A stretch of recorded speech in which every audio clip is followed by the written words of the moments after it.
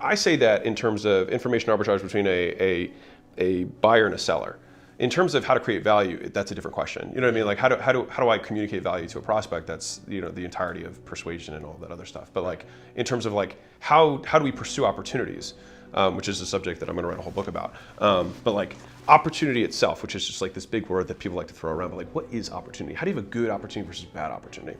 And so the number one YouTube video I have on my channel is I touch on the topic, but I see it as 3 variables. So you have the total number of potential units to sell, which some people call TAM, right? Total addressable market. But how many units of this widget could I potentially sell? Number 1.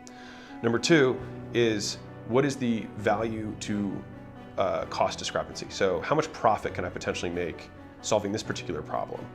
And then number 3 is what are the competitive dynamics within that marketplace? So an example that has 2 of the 3 would be like, what if I wanted to sell a cell phone service? Lots of people need it. How much it costs me to add an additional customer is very, very low, so very high gross margins. But what are the competitive dynamics? Well, there's a lot of really entrenched players. It's very hard to get into that, right? And so when I'm looking at an opportunity, I want to see all 3. Now, the difficulty with using those 3 is that equation can evolve over time. And so if you're starting a business right now, you might not have, you know, sell something that everyone in the world can buy, right? Actually, there's probably not many things that everyone in the world can buy. I was talking to they sold Kangen water. It's like alkaline water. Yeah. And you know, I was talking about their TAM, and they're like, everybody drinks water. I was like, yeah, but no one's buying a $2,000 water machine. So the TAM isn't everybody. It's people who are foo-foo enough to buy $2,000 water machines, which is a much smaller of the 7 billion people on Earth, where 80% of them don't have internet. I don't think your TAM is as big as you think it is, right? And so, but as you get into business, you learn more. And then you realize that you can expand your market in one way or another. And I could get into how the different ways you can expand your market, but yeah, give us a little taste. Yeah, because the one thing I remember from maybe one of the things that you taught me was to think about the scalability of things. Yeah, 100%. And the scalability comes.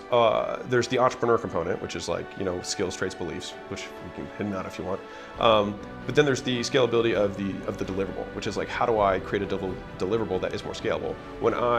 If you think about my trajectory, I first got in shape, and I had a job, right? And then I started selling fitness services because that was a skill that I learned. And then I got other people to do fitness services for me. So this is all levels of leverage. So like opportunity is just a fancy word for leverage. And then after that, I sold licensing, which was with media, right? So my cost of incremental costs were basically 0, right? Every new customer was very low for me to didn't cost me much to add them, right? Compared to how much money I could make from them. And so with the different business, you know, the different iterations of fundamentally the same skill set, I knew how to get people in shape. That was the skill set, right? I added in learning how to market, learning how to sell, and those were things that added value, right? And that was when we get into the entrepreneur skills, traits, beliefs, like that was from that side, but that is why I was able to climb the opportunity ladder and gain more leverage on the opportunity that I was pursuing.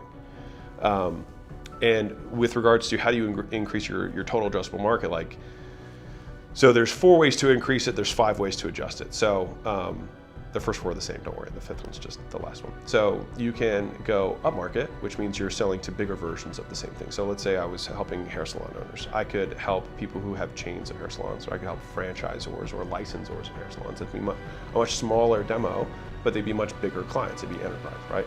I could go down market, which would be selling smaller versions, which would be like I could sell hairstylists, right? If I want to go down market from there, people who aspire to be hairstylists, right? So it's like a pyramid. So you go up market, you can go down market, you can go adjacent market, which is what's similar to hairstylists that probably has similar wants and needs. So probably like lash salon or nail salon or something. Nail salon, yeah, exactly. So that would be an adjacent market. Or I could go broader. So broader is where you take all adjacent markets under one umbrella, which would be beauty, right? So it'd be like, I help all beauty type brick and mortar businesses, right? That would be going broader. And so those are the 4 ways you can increase the total addressable market of whatever thing that you're serving. The 5th is you can go narrower. So I say that you can increase it 4 ways. The 5th is you go narrower, you get more specific about the constraints that you apply to the requisites to become a customer. The reason that most times with businesses that I take on in the portfolio, it's actually the first step we do is we actually narrow it most times. And it's because they don't even know who they serve, and they don't know who they serve best. And so when you're starting out, one of the best practices you can do the fancy word is a common factor analysis, but basically what do all the best clients we have in common? So if we take 100 clients and we look at the top 20%, because there's Pareto, they're probably responsible for 80% of the revenue anyways. We look at that 20%, we say, what do they all have in common? And then what if we only sold that amount of people and we sold now the same 100, but they were all of that 20%? Right. Well, we would 5x our revenue. Same operational drag, because it's the same size company, but we're selling better customers. And most people, I get on with entrepreneurs all the time, and they're like, I think I've saturated my market. And I'm like, all right, what's your revenue?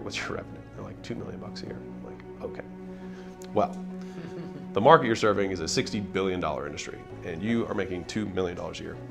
Do you feel? Yeah, it's like, do you feel like you might be premature, or you just don't know how to get more customers? They're like, well, I guess I don't know how to get more customers. Like, that's a problem that's solvable. So let's solve that, right? And so then we can break it down. There's a million ways to get customers. So I can break that down too. If you want. Is there a certain type of business or industry that you gravitate to for the acquisition? What is yeah. So we work with business services, consumer services. Ideally, businesses that are e-learning, course. Like I love licensing models. So I love low overhead. Yeah, low high cost of cash. goods. Yeah, exactly. High margin. Yep.